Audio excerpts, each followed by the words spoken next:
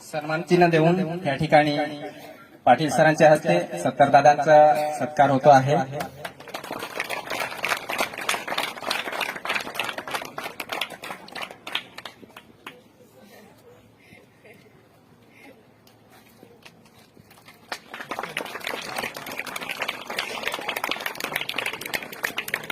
याच्यानंतर मी पाटील सरांना विनंती करेल की त्यांनी आपलं सत्तरदादांबद्दलचं मनोगत व्यक्त करायचं आहे।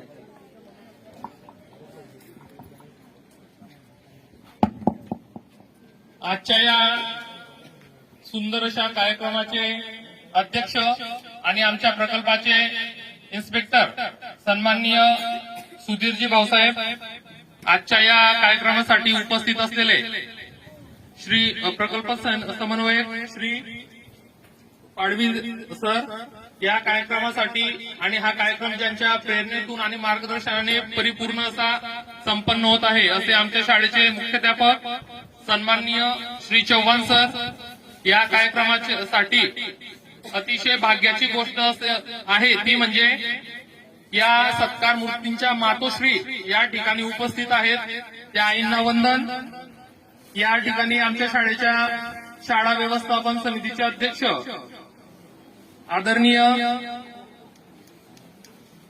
रवींद्र दादा, तसेच या शाळेचे माजी मुख्याध्यापक पवार सर, माझे सर्व सहकारी कर्मचारी बंधू भगिनी, या ठिकाणी उपस्थित असलेले सत्तरदादांवर प्रेम करणारे त्यांचे नातेवाईक, आप्तेष्ट मित्र परिवार आणि विद्यार्थी मित्रांनो,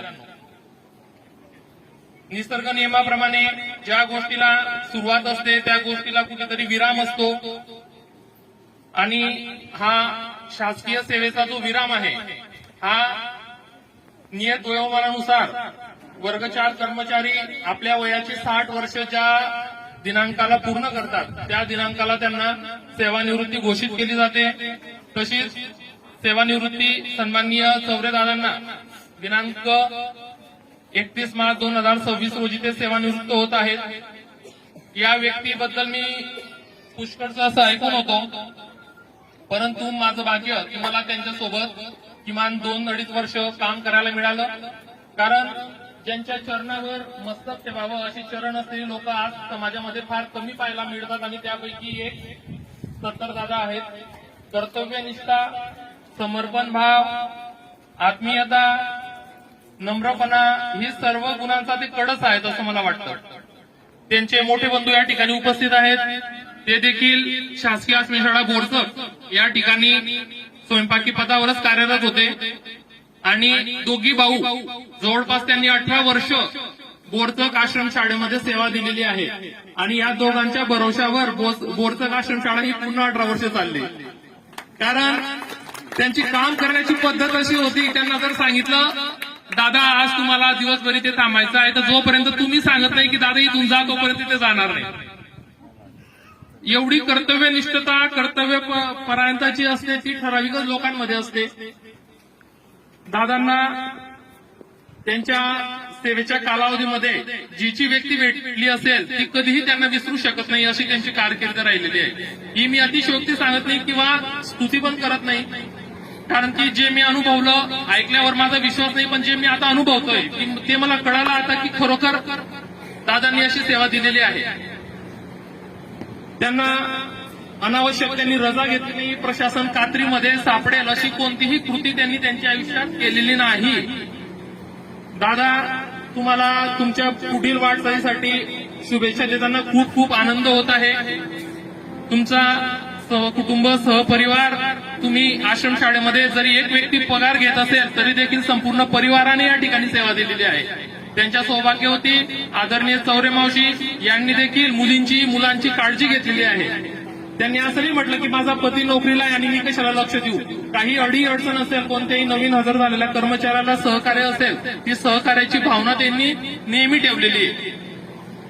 तसेच मी तर 2 वर्षापासून त्यांना ओळखतो, परंतु पूर्वीपासून त्यांच्याकडे विविध कलागुण जे असतात ते देखील आहेत। त्यांच्याकडे कारपेंटरचे सुतार काम करतो आपण, त्या कामाचं सर्व साहित्य त्यांच्या घरामध्ये आज देखील आहे।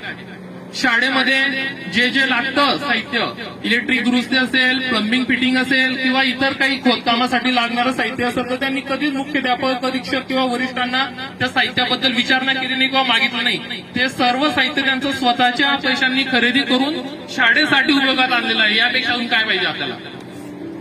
म्हणून या अशा कर्मचाऱ्याला मी त्रिवार वंदन करतो. त्यांच्या कुटुंबियांना विनंती करेल की त्यांनी जशी शाळेची सेवा केलेली आहे, आता तुमची पाळी आली, तुम्ही त्यांची सेवा केली पाहिजे. त्यांना त्यांचं आरोग्य जपा, त्यांचं खानपान जपा, त्यांचं मानसिक स्थिती जपा, कारण की त्यांनी सर्व कष्ट तुमच्यासाठी खाल्लेले आहेत आणि कुटुंबाचा हा गाडा इथपर्यंत ओढून आणलेला आहे. म्हणून मी कुटुंबियांना विनंती करेल की त्यांची काळजी घ्या. आणि आमच्या शाळेतर्फे आदरणीय चव्हाण सरांनी त्यांच्या रिटायरमेंटच्या तारखेच्या आधीच स्वतः पुढाकार घेऊन त्यांची पेन्शन केस मंजूर करून आणलेली आहे. आज त्यांना सर्व प्रकारचे जे लाभ आहेत ते 31 मार्च अखेर संपूर्ण त्यांच्या खात्यावर जमा होतील. कारण हे सर्व 6 महिन्यापासून आदरणीय चव्हाण सर त्या कामासाठी लागलेले होते आणि त्यांनी शब्द दिलेला होता की रिटायरमेंटच्या आधी मी तुमची पेन्शन केस मंजूर करून आणल्यानंतर ती झाली. काही वेळेस काय होतं, रिटायर झाल्यानंतर 4-4 वर्ष लोक फिरतात पण त्यांचं पेन्शन केस लागू होत नाही. मी तर माझ्या सर्व्हिसमध्ये पहिल्यांदा पाहतोय की रिटायरमेंटच्या आधीच पेन्शन मंजूर झालेली आहे. ही त्यांच्या कामाची पावती आहे. म्हणून सरांनी एवढा त्याच्यामध्ये सहभाग घेतला. या कार्यक्रमाच्या ठिकाणी संयोजकांनी मला बोलण्याची संधी दिली त्याबद्दल धन्यवाद. सरांनी हा सुंदर कार्यक्रम घडवून आणला म्हणून सरांना पण धन्यवाद. तुम्ही सर्व लोक या ठिकाणी उपस्थित राहिला त्याबद्दल देखील तुमचे धन्यवाद. एवढं बोलून मी माझ्या वाणीला गुरुचरणी पूर्ण विराम देतो. धन्यवाद.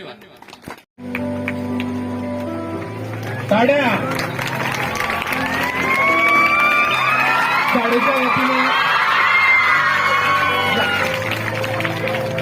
आदरणीय चौरे दादांना ड्रेस आणि मावशींना साडी देण्यात येत आहे. सर्व कर्मचाऱ्यांनी समोर जायचंय. शाळेतर्फे स्मृतिचिन्ह, मानपत्र, एक गिफ्ट तसेच आदिवासी कुलदेवता देवमोगरा माता कंसरा देव यांची एक प्रतिमा पण शाळेतर्फे भेट देण्यात येत आहे.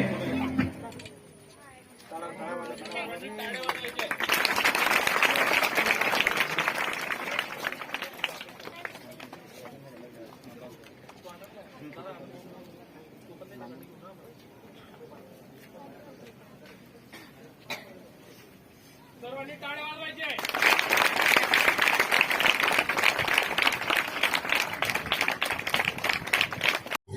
तसंच आहे.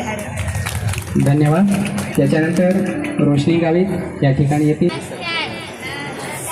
माझे नाव ऋषाली विलास गायक. मी इयत्ता 4थीची विद्यार्थिनी आहे. आज मी तुम्हाला सत्तर दादाबद्दल काही 10 शब्द सांगणार आहे की तुम्ही शांत चित्ताने ऐकावे. माझे नाव रवी. सत्तर दादा आम्हाला मार्गदर्शन करतात आणि तसंच सत्तर दादा आम्हाला वडीलसारखं वाटतं आणि शाळेत शिकल्यावर वर्ग सुद्धा झाडायला जातात आणि मावशी आम्हाला आईसारखीच वाटते. एवढे बोलून मार्गदर्शन धन्यवाद. माझे नाव आरोही रणजित गावित आहे. मी इयत्ता 5वीची विद्यार्थिनी आहे. आज मी तुम्हाला सत्तर दादाबद्दल काही 2 शब्द सांगणार आहे. तर तुम्ही शांत चित्ताने ऐकावे ही माझी नम्र विनंती. सत्तर दादा सकाळी रोज नाश्ता वाढायला येतं आणि तसंच दुपारी जेवण सुद्धा वाढायला येतं आणि तसंच दुपारी नाश्ता सुद्धा वाढायला येतं आणि संध्याकाळी जेवण सुद्धा वाढायला येतं आणि आमची साडी सुटल्यावर वर्ग सुद्धा झाडायला जातो. आता सत्तर दादा रिटर्न होत आहे. आम्हाला खूप दुःख वाटत आहे. एवढ्या बोलून मी माझे 2 शब्द संपवते. जय हिंद. धन्यवाद. त्याच्यानंतर पुढील विद्यार्थी या ठिकाणी आपलं मनोगत व्यक्त करते आहेत. सर्वांना नमस्कार. माझे नाव लक्ष्मी मंगलदास बागुल. मी इयत्ता 5वीची विद्यार्थिनी आहे. आज मी तुम्हाला सत्तर दादाबद्दल काही 2 शब्द सांगणार आहे. ते तुम्ही शांत चित्ताने ऐकावे ही माझी नम्र विनंती. सत्तर दादा सकाळी नाश्ता वाटण्यासाठी येतो आणि तसंच संध्याकाळी वर्ग जाण्यासाठी जातो आणि तसंच सत्तर दादा आम्हाला वडील सारखे वागतात. एवढे बोलून मी माझे 2 शब्द संपवते. धन्यवाद बेटा. त्याच्यानंतर पुढील विद्यार्थी. नमस्कार. माझे नाव जस्मिता शैलेशकर. मी 6वीची विद्यार्थिनी आहे. सत्तर दादा माझ्या